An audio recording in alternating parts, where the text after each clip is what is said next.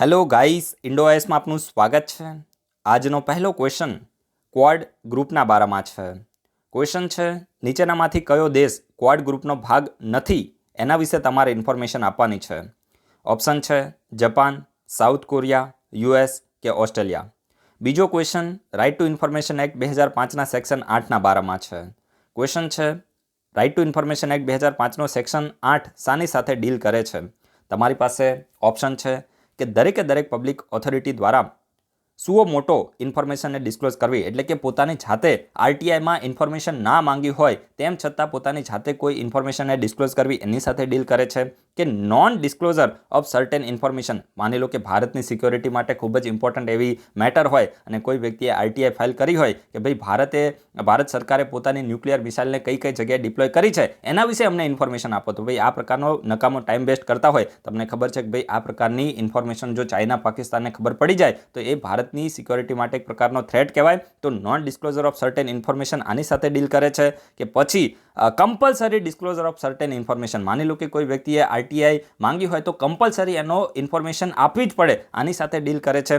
કે none of the above, કે ઉપર જે પણ ત્રણ ઓપ્શન આપ્યા છે ત્રણે ફાલતુ છે ને ટાઈમપાસ કરવા માટે છે, તો હવે એ તમને ખબર હોવી જોઈએ। અને જો ટાઈમપાસ કરવા માટે છે તો શાની સાથે ડીલ કરે છે એ પણ તમારે આન્સર આપવો પડશે। પણ એની પહેલાં હું તમને એટલું તો કહી દઉં કે ભાઈ આ ત્રણ ઓપ્શન આપ્યા છે એમાંથી આન્સર બની જશે, તો તમારે આને ચેક કરવાનું છે, ખૂબ જ ઇમ્પોર્ટન્ટ સેક્શન છે, રાઈટ। અને એના પછી તો એકદમ પપ્પુ ક્વેશ્ચન છે, પીએમ, કોઈનું નામ પપ્પુ હોય તો પર્સનલ ના લેતા, પીએમ વાની was in news recently associated primarily with, એટલે કે જે પીએમ વાની છે તો આ ન્યૂઝમાં જોવા મળ્યું હતું, તો આપણે ઇન્ડોઆઈએસમાં એને ડિસ્કસ પણ કર્યું હતું, તો આ શાની સાથે ડીલ કરે છે?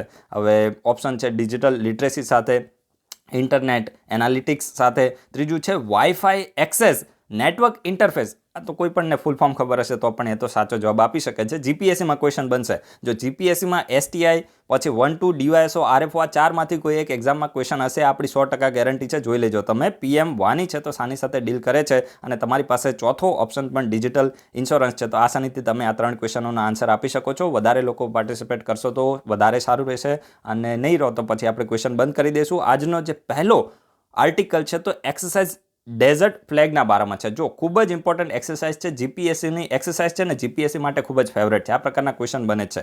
તો એક્સરસાઇઝ ડેઝર્ટ ફ્લેગ છે તો શું છે? તો એક એરફોર્સ એક્સરસાઇઝ છે, એક મલ્ટીલેટરલ એક્સરસાઇઝ છે, એટલે કે એવું નથી ફક્ત ખાલી બે દેશ આમાં પાર્ટિસિપેટ કરે છે। આ એક્સરસાઇઝ ડેઝર્ટ ફ્લેગને કયો દેશ હોસ્ટ કરે છે?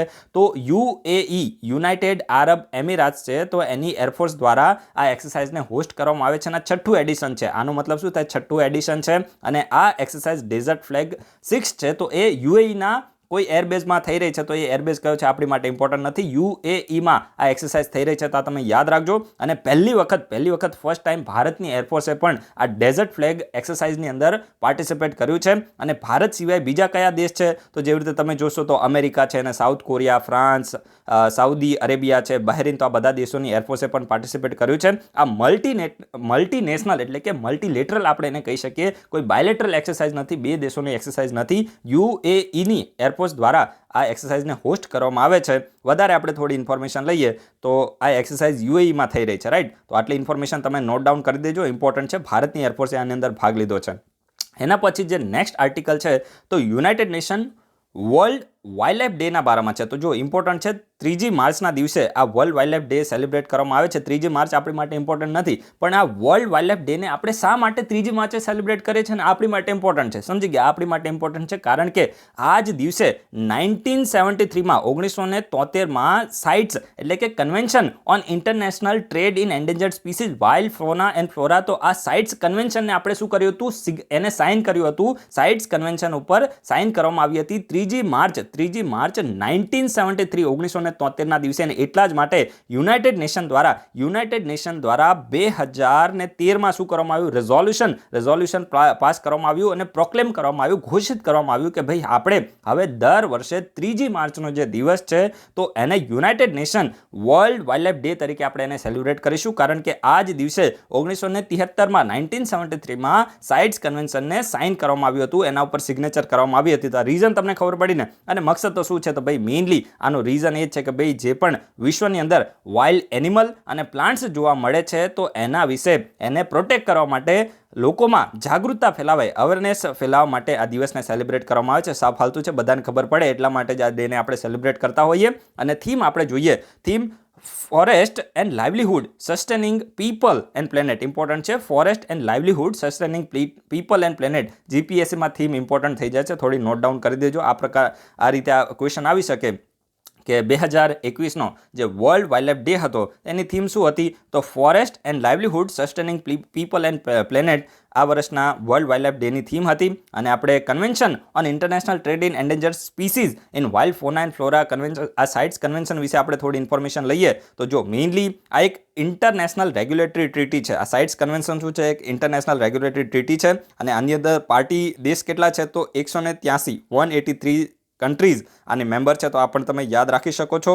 અને આ જે કન્વેન્શન છે તો એને સાઇન ક્યારે કરવામાં આવ્યું હતું તો 1973માં આ સાઇટ્સ કન્વેન્શનને સાઇન કરવામાં આવ્યું હતું. It regulates the international trade in over 35,000 wild species of the plant and animal. એટલે કે તમને જોયું હશે કે જે પણ વાઇલ્ડ એનિમલ હોય ને તો એનો ઇન્ટરનેશનલ ટ્રેડ પણ કરવામાં આવે, સમજી ગયા? તો આ જે ઇન્ટરનેશનલ ટ્રેડ થાય છે જંગલી પ્લાન્ટ્સ અને જે પણ એનિમલ્સ છે તો એનો ટ્રેડ કરવામાં આવે છે ઇન્ટરનેશનલ લેવલ ઉપર. લગભગ 35,000 કરતાં વધારે વાઇલ્ડ પ્લાન્ટ અને જે એનિમલ છે તો એના ઇન્ટરનેશનલ ટ્રેડને શું કરે છે? રેગ્યુલેટ કરે છે સાઇટ્સ, સમજી ગયા?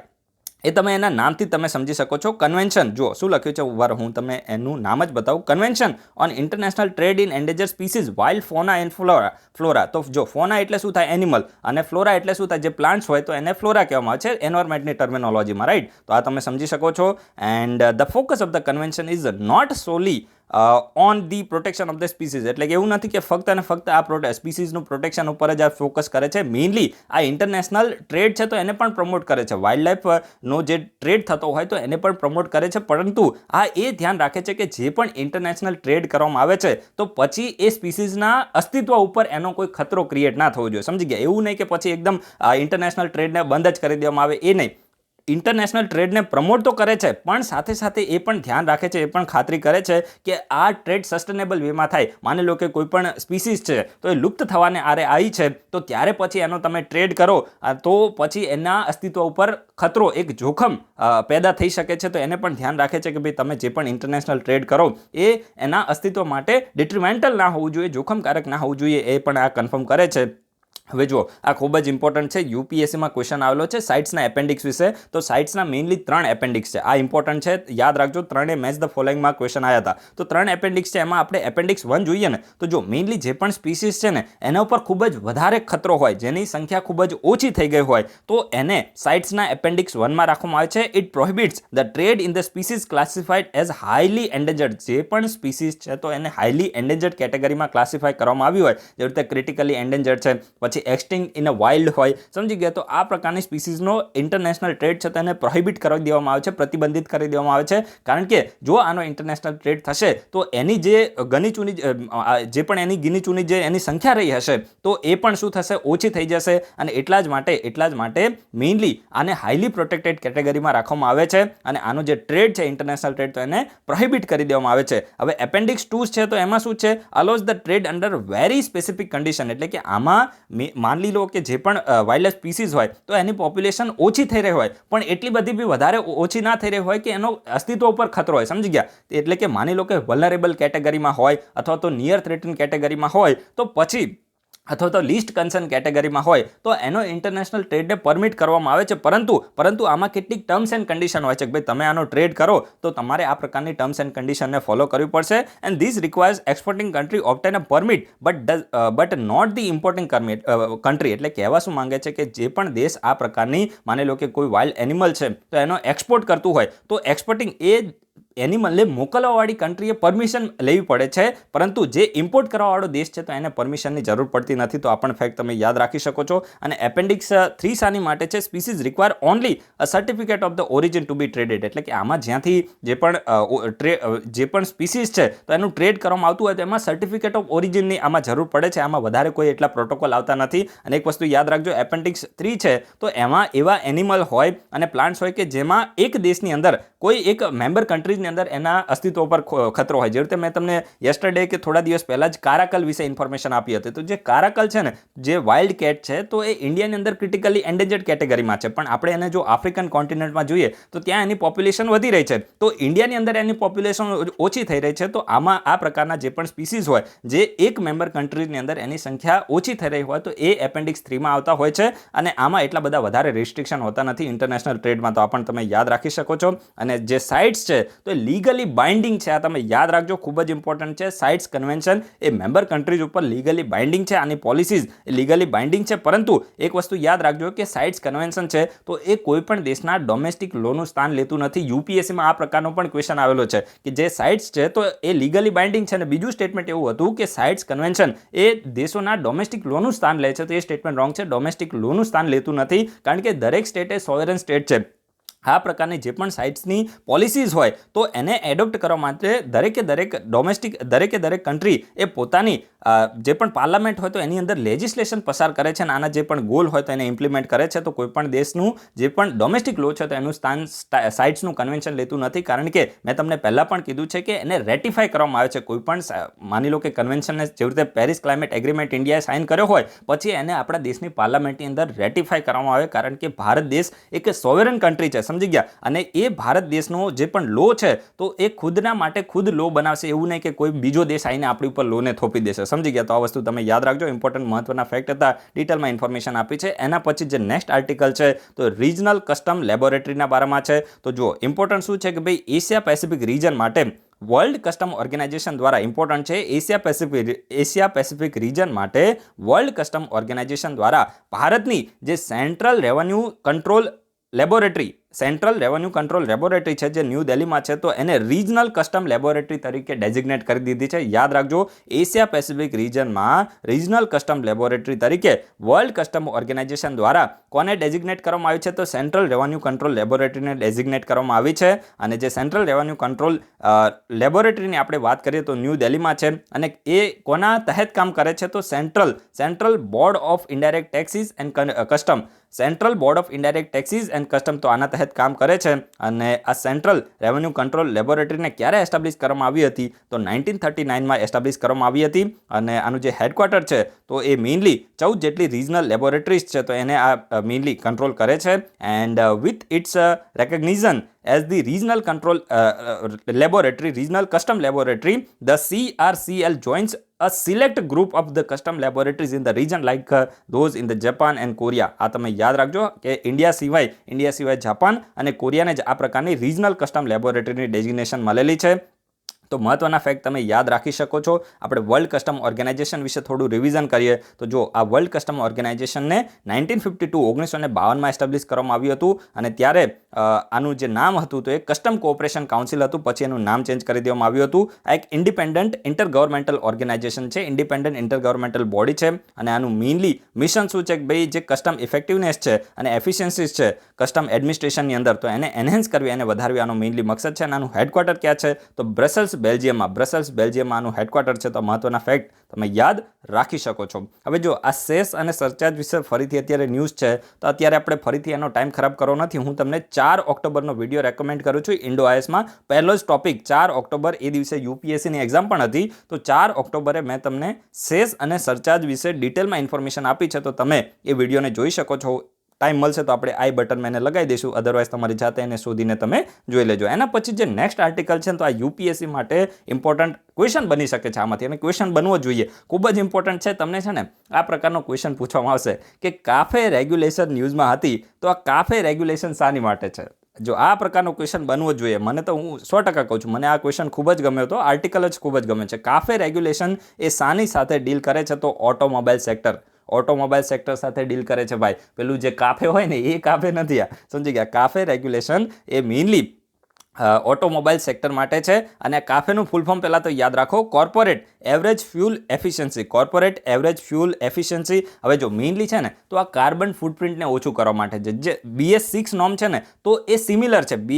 BS જે ભારત સ્ટેગ 6 નોર્મ છે તો એના સિમિલર આ કાફે રેગ્યુલેશન છે. હવે જો BS6માં શું છે? આમાં છે ને મેઇનલી કાર્બન ઓક્સાઇડ ઉપર ફોકસ કરવામાં આવે છે. કાર્બન જે કાફે રેગ્યુલેશન છે તો એમાં COX એટલે કે કાર્બન ઓક્સાઇડ ઉપર ફોકસ કરવામાં આવે છે, પરંતુ જે BS6 છે તો એમાં નાઇટ્રોજન ઓક્સાઇડ અને સલ્ફર ઓક્સાઇડ ઉપર મેઇનલી ફોકસ કરવામાં આવે છે. જો હું તમને અહીંયાથી બતાવું, જે આ કાફે રેગ્યુલેશન છે તો એમાં મેઇનલી કાર્બન ઓક્સાઇડના એમિશનને કંટ્રોલ કરવા ઉપર ફોકસ કરવામાં આવે છે કાફેમાં, પરંતુ જે BS6 છે તો એમાં ઓવરઓલ આપણે જોઈએ તો એમાં નાઇટ્રોજન ઓક્સાઇડ અને સલ્ફર ઓક્સાઇડના એમિશનને ઓછું કરવા માટે ફોકસ કરવામાં આવે છે. તો બંનેમાં તમને ડિફરન્સ ખબર પડીને. આમ એક રીતે બંને સિમિલર છે, પરંતુ જે BS6 છે તો એમાં નાઇટ્રોજન ઓક્સાઇડ અને સલ્ફર ઓક્સાઇડના એમિશનને ઓછું કરવા પર ફોકસ કરવામાં આવે છે, પરંતુ કાફે રેગ્યુલેશનમાં કાર્બન ઓક્સાઇડના એમિશનને ઓછું કરવા પર મેઇનલી ફોકસ કરવામાં આવે છે. તો જો અત્યારે ન્યૂઝ શું છે, તો ન્યૂઝમાં તો એ છે કે જે SIAM એટલે કે